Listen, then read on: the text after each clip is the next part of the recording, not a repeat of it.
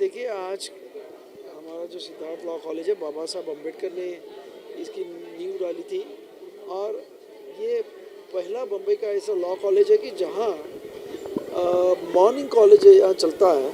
तो यहाँ जो भी लोग नौकरी करके जॉब करके यहाँ जो भी यहाँ लर्न करना चाहता है, उसके लिए कॉलेज एक बड़े आसान तरीका है कि उसको नौकरी करते हुए एक डिग्री हासिल करें, लीगल डिग्री में लॉ की डिग्री हासिल करें। और मैं आपको बताना चाहता हूँ कि हमारे सुप्रीम कोर्ट के जज पीबी सावंत साहब इस कॉलेज में ही पढ़े थे और उन्होंने अपना एक्सपीरियंस बताते समय बताया था कि मेरी फैमिली की इतनी ये थी परिस्थिति नहीं थी कि मैं डायरेक्ट कॉलेज में जाऊँ, तो मैं जॉब कर रहा था और बाबा साहब के ये कॉलेज की वजह से मैंने लॉ डिग्री हासिल की और फिर मैंने प्रैक्टिस चालू की। मैं हाई कोर्ट जज हुआ, बाद में सुप्रीम कोर्ट जज हुआ। तो आज जो भी मैं हूँ वो बाबा साहब की वजह से और ये कॉलेज की वजह से।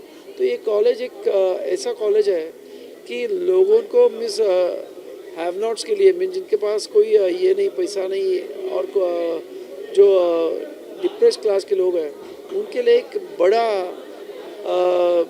उनके लाइफ को टर्न करने के लिए बहुत ज़रूरी ऐसा एक कॉलेज है। और मैं चाहता हूँ कि इस कॉलेज से बहुत सारे एलुमनी हैं। आज हमारे कॉलेज में IRS है, कमिश्नर्स है, पुलिस ऑफिसर्स है, डॉक्टर्स है, इंजीनियर्स है, सभी फील्ड के लोग यहाँ सीखने आते हैं। और यहाँ इसका एक बड़ा एलुमना है जो वेरियस फील्ड में काम कर रहा है आज। एक वक्ता ने उदाहरण देते हुए कहा कि लॉ में जो है कई सालों तक केसेस चलते हैं, उसको जल्द से जल्द निपटा से कुछ बदलाव होना चाहिए। ये तो बात सही कि हमारी न्यायदान व्यवस्था में काफ़ी विलम्ब होने के नाते लोगों का न्यायदान व्यवस्था पे से जो विश्वास है वो कम होते जा रहा है। तो इसीलिए गवर्नमेंट ने और ख़ास करके सुप्रीम कोर्ट जजेस ने इसके बारे में सोचना चाहिए। और अभी कांटावाला साहब का एग्जाम्पल मैं बताऊं कि वो 11 बजे से रात, कभी कभी रात वो काम करते रहे। ऐसे सभी जजेस ने उनसे कुछ एग्जाम्पल लेके इस तरीके से अगर काम करते हैं तो लोगों की उम्मीद जगेगी, लोगों को जल्दी ऑर्डर्स मिलेगी, जजमेंट मिलेगी। तो इसके वजह से लोगों की न्यायदान व्यवस्था पे ज़्यादा फेथ हो जाएगी। सध्या चालिसाने जे राजकारण सुरू आहे त्यावर तुमचं काय?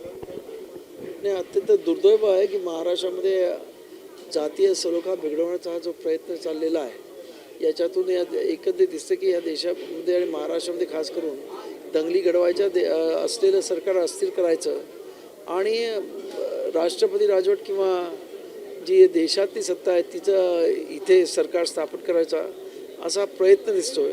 आणि त्यासाठी म्हणून जुनेच मुद्दे काढून देशातलं वातावरण अस्थिर करायचं। पण खरं म्हणजे आज जो महत्त्वाचा मुद्दा आहे बेरोजगारी आणि महागाई, त्याच्यावरती लोकांचं लक्ष हटवण्याचा प्रयत्न या देशामध्ये होत आहे। आणि माझं असं म्हणणं आहे की काही लोक तर सुपाऱ्या घेऊन काम करत आहेत आणि त्यामुळेच जे मराठी माणसासाठी काम करणारे लोक आता हिंदी चालीसा म्हणतात, त्याने कमीत कमी एवढं तरी म्हणायला पाहिजे की गणपतीची आरती तरी काय महाराष्ट्रामध्ये, हनुमान चालीसा घेण्याची काय गरज आहे, असं माझं त्यांना आव्हान। धन्यवाद। क्या बोलते आज के परिप्रेक्ष्य में आज जो यहाँ पर आप लोगों ने स्पीच दी, उदाहरण के साथ ये भी बताया गया कि न्याय प्रणाली बहुत सालों तक चलते तो कम करना चाहिए, सब उदाहरण वक्ताओं ने दिया। क्या कहेंगे ओवरऑल स्टूडेंट्स का कितना ज़रूरी था आज का ये? नहीं, बहुत ज़रूरी था। सबसे पहले तो मैं ये कहूँगा कि आज मैं बड़ा खुशकिस्मत हूँ। मैं अपने आप को कैसे कहूँ कि मैं आज एक ऐसे इंस्टीट्यूशन के एक प्रोग्राम में आया हूँ जिसकी शुरुआत भारत रत्न बाबा साहब आम्बेडकर ने की थी। और आज भारत जहाँ कहीं भी पहुँच पाया है वो बाबा साहब आम्बेडकर की वजह से पहुँच पाया है, क्योंकि संविधान जो बाबा साहब ने हमें दिया उसकी बदौलत हम लोग यहाँ खड़े हैं। और आज इन जवान वकीलों को खुद न्यायाधीश साहब ने भी जो सलाह दी, बाकी जो बड़े बड़े लोग यहाँ बैठे थे उन्होंने जो कुछ भी कहा वाकई में सच है। और हमें ये बदलना होगा और ये बदलाव सिर्फ ये युवा पीढ़ी ला सकती है। और उसका ज़रिया जो मुझे लगता है राजनीति है। किसी भी दुनिया में अगर कोई अच्छी बातें हो रही है, चाहे वो यूरोप हो, वेस्टर्न कंट्री हो, एशियन कंट्री हो, भारत हो, जितनी भी अच्छी चीज़ें हैं वो राजनीति की वजह से होती है, क्योंकि वो बदलाव कानून से आता है और कानून बनाने वाले राजनेता होते हैं। हो सकता है कि कई राजनेता, कई राजनीतियाँ अच्छी नहीं होगी, पर 2% अच्छे लोग हैं दुनिया में। वैसे ही हमारे देश में भी अच्छे राजनेता, अच्छी राजनीति हमारे देश में भी होती है, और इसीलिए हमको अच्छाई की तरफ देखना है, हमको पॉजिटिव रहना पड़ेगा। अच्छे लोगों को, जवान लोगों को, पढ़े लिखे लोगों को राजनीति में आना पड़ेगा। और इस जो खराब हालत में इस समय हमारी स्थिति है, जैसे एक केस को अगर 15, 20, 25 साल लग जाते हैं, तो इसके जिम्मेदार हम सभी हैं, क्योंकि अच्छे लोग राजनीति में नहीं आते हैं। और अच्छे लोग जब राजनीति में आएंगे तो ये बदलाव होगा, ज़रूर होगा। आज हम जितनी अच्छी चीज़ें देख रहे हैं राजनीति की वजह से देख रहे हैं, अच्छे राजनेताओं की वजह से देख रहे हैं। हमको पॉजिटिव रहना होगा। हम ये नहीं कर सकते कि हम रोते रहेंगे यार एक केस को 20 साल लग रहे हैं। नहीं, हम बदलेंगे और ज़रूर बदलेंगे। हमें अच्छे लोगों को राजनीति में आना हो। Thank you sir. सामने रखिए, क्या किस तरह समस्या है, किस तरह आपको चाहते हैं कि जय हिंद दोस्तों, मैं हूँ SM Fanoos, real voice foundation president. और मैं रियल वॉइस फाउंडेशन के माध्यम से जो एक ट्रांसजेंडर समाज है, जो बिछड़ा हुआ समाज है, जो लोग उनको जो अलग अलग नज़रिए से देखते हैं, तो रियल वॉइस फाउंडेशन जो है उनको राइट्स दिलाने का काम कर रही है काफ़ी सालों से।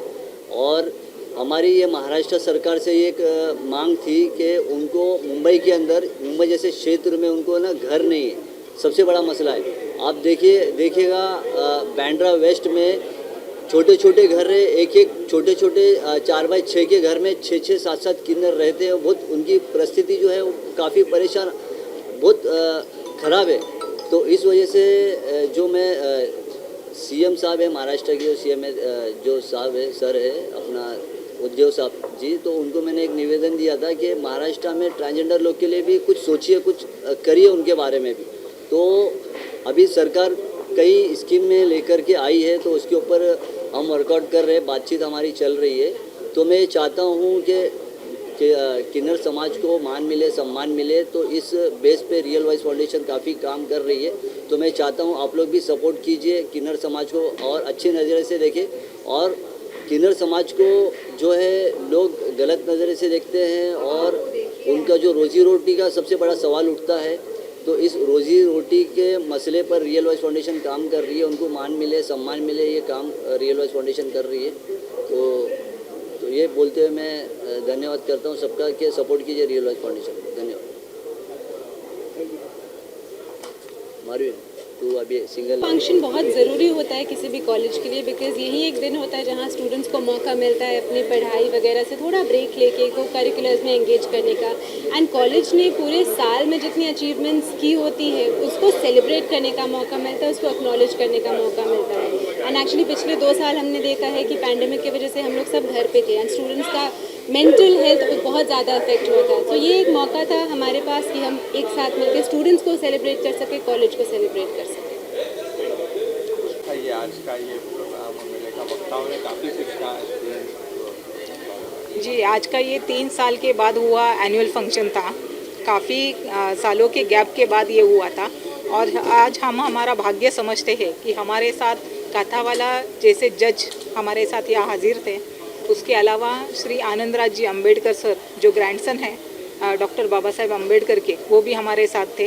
काफ़ी सारे लोग थे, उसकी वजह से ये जो प्रोग्राम था उसे एक अलग दिशा मिली है, क्योंकि काफ़ी उन्होंने बच्चों के लिए इतना कुछ सारी चीज़ें बताई हैं कि वो कैसे आगे बढ़ सकते हैं, कितना कुछ कर सकते हैं ये करियर के थ्रू। और उसके अलावा उन्होंने कैसे जीना है किसी भी संकट में, ये उन्होंने हमें बताया है या सिखाया। Thank you so much.